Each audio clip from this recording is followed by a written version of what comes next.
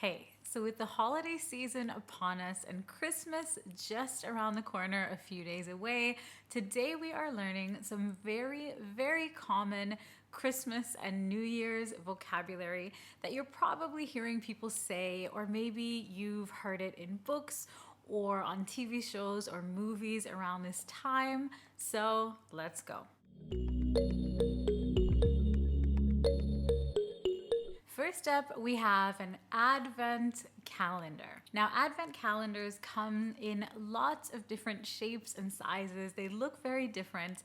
And an advent calendar is a special calendar that marks the days leading up to Christmas. So usually advent calendars start on December 1st and go up until Christmas Day.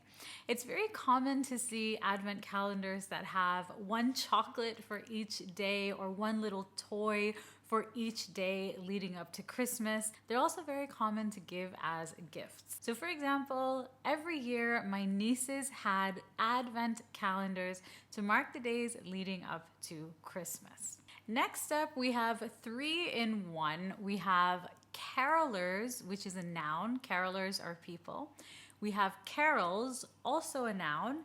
Carol is a song, and caroling, which is a verb, means to sing songs. All right, so let's unpack what these words mean. So a Christmas carol is basically a Christmas song, and carolers are people who go around their neighborhood or go around their town or their area singing Christmas songs to other people. This is very common to see in Hallmark movies or Christmas movies, but it is common in real life too, especially in Western countries and Western culture. So, carol is the Christmas song. Carolers are the people who you see singing or performing Christmas songs in their area or around town. And to go caroling is the act of going around and singing these Christmas songs for other people. So 3 words in one. They are all related to Christmas songs and singing Christmas songs. Next, we have to decorate, which is a verb, or decorations, which is a noun. So to decorate means to put up ornaments and festive things around your house. So for example, you can see behind me that I have decorated my Christmas tree, which you may have seen in a few other videos around this time.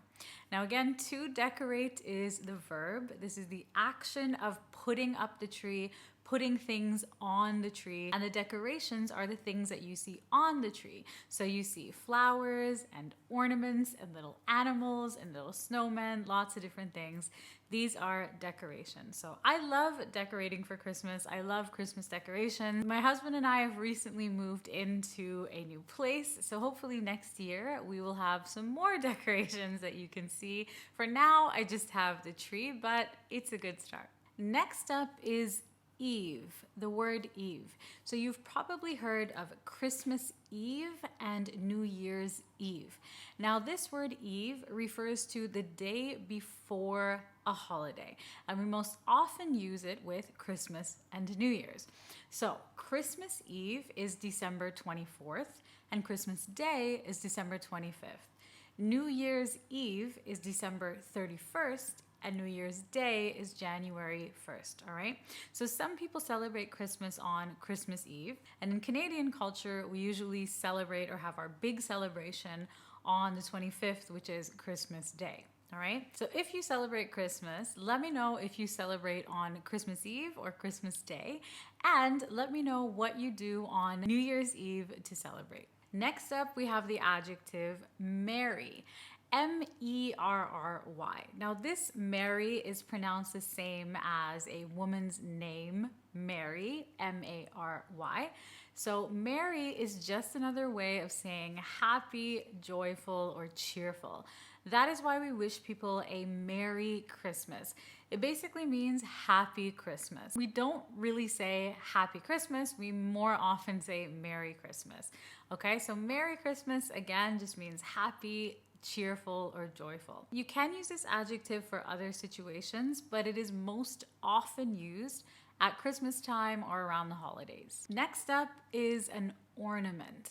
An ornament. Now, an ornament is a beautiful object that is used as a decoration. And all of the things that you see on my Christmas tree are ornaments. So here I'll show you some of my special or favorite ornaments. And it is a tradition that every year we get a new special unique ornament. Now, most people do not replace their Christmas decorations every single year, including myself. I have the same decorations every year, but I do like to get 1 or 2 new ornaments each year just to add something special. So all of these beautiful little things that you see are ornaments. Another common word that you're going to hear during the holiday season is a tradition. Now, a tradition is a custom or a belief that is handed down from one generation to the next. So I mentioned that one tradition for me is getting a new special ornament each year. This is something that I've kind of always done since childhood, and I want to carry on this tradition into adulthood now that I have started my own family. It's something that I really like. It's simple, but it's a nice tradition. As well, when I was growing up, when I was a kid, it was a tradition for us to open one gift on Christmas Eve. We would choose one gift from under the tree, and we were allowed to open that one gift on Christmas Eve before we went to bed. And then we would open all our other gifts on Christmas morning, the 25th of December. Okay, so if you have some holiday traditions, please do let us know what they are. I'm very curious to hear what your family traditions or your holiday traditions are. Our next phrase is Secret Santa. Now, Secret Santa is a tradition of giving an anonymous gift within a group of people. Okay, now how does a Secret Santa work? Basically, you have a group of people. It could be your family. It could be your friends or your colleagues. Doing Secret Santa is very common among colleagues or groups of friends, so that you don't have to buy a whole bunch of gifts for everyone. And the way that it works traditionally is that everyone puts their name into a hat or into a bowl. You write your name down on a piece of paper, you fold it up, you put it into a hat or a bowl or whatever, and you mix it up, and everyone picks a name or draws a name. That means to pick a name. And whoever's name you receive, that is a person that you have to get a gift for. So only one person from the group. The gift is anonymous, so they don't know that it's from you, okay? And generally with Secret Santa, you also have a spending limit. So for example, my colleagues and I are doing Secret Santa at the office this year, and the limit is $25, okay? So we can spend a maximum of $25 on the gift. So Secret Santa is a nice, fun thing to do with colleagues or friends. It also saves you from having to buy tons and tons of gifts for people, and it also puts a spending limit on the gift, which is very helpful as well. So that's the tradition of Secret Santa. Next up, we have a phrasal verb, count down. Now, to count down basically means to count backwards or count up until something that you are waiting for has arrived or has started. Now, we use count down when we are talking about New Year's. We usually count down to New Year's in the last 10 seconds, and it pretty much means to count backwards. So we count down 10, 9, 8, 7, 6, da da da, and we say Happy New Year when we get to 1, okay?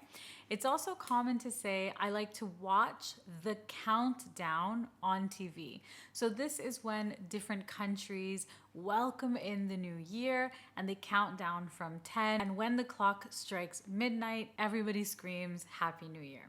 This is a countdown. You can also count down other things. For example, you can be counting down the days till Christmas, or counting down the days till your family members arrive, or counting down the days till your birthday. All right, so countdown is a really common, versatile, useful phrasal verb to know. It's not only for New Year's, but today we are talking about holiday vocabulary. So of course, you can use it in the context of New Year's Eve. Our next phrase is to ring in the new year. To ring in the new year.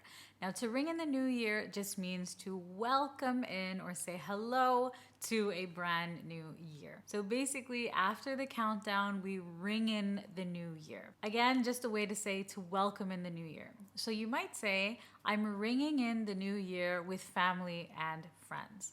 I'm ringing in the new year with family and friends. So let me know how you usually ring in the new year. Do you celebrate with family and friends? Do you watch a countdown live or on TV? Do you go out? Do you stay in? Do you watch fireworks? How do you ring in the new year? And finally, we have a New Year's resolution. Now, a New Year's resolution is basically a goal, an aim, or a plan for the coming year, for the new year that we set for ourselves. And oftentimes, it's a decision to start doing something or a commitment to stop or quit a bad behavior or a bad habit that we might have.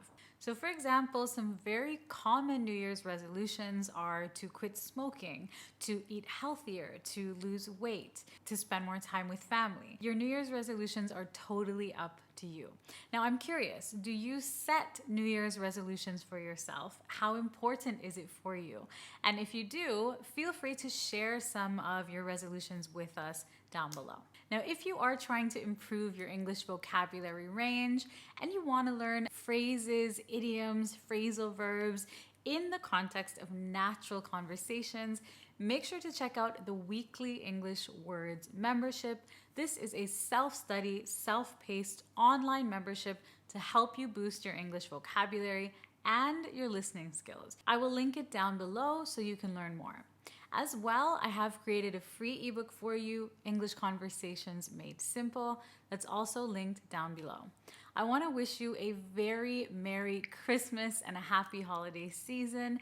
Thank you for watching, learning, and spending time here with me today. I'll see you soon in another one.